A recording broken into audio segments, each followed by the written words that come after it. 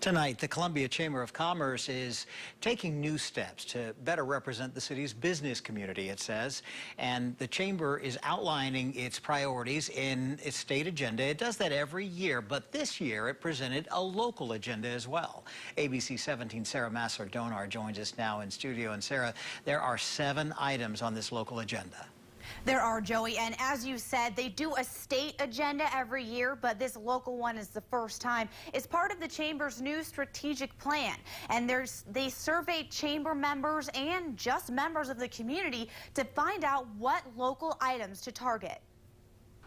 The Columbia Chamber of Commerce works to be a voice for a diverse group of businesses. We've got from the one-person operation that might be operating out of the back bedroom of their home, entrepreneur, to the largest companies that we have here in town.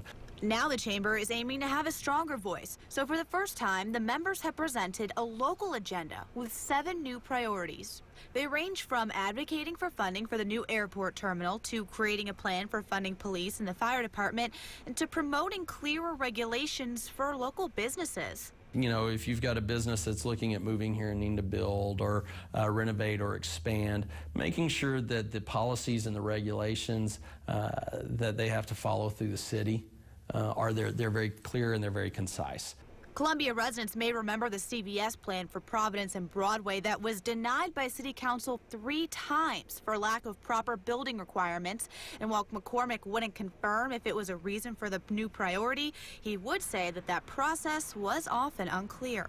And that's some of the challenges that we've seen, and not just with CVS, but with a number of it, that from time to time we run into those issues. The Chamber of Commerce hopes constant participation in the local community this next year will help achieve some of those priorities. And it's working more constantly with our city council and our city, making sure that things are being held accountable, making sure that our business community is being represented the way they need to be, and that we're truly the voice of business for that business community.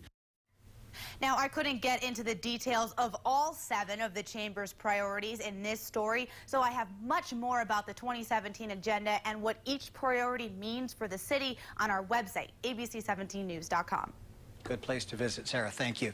The Chamber of Commerce is also considering creating a federal agenda in addition to the state and local ones.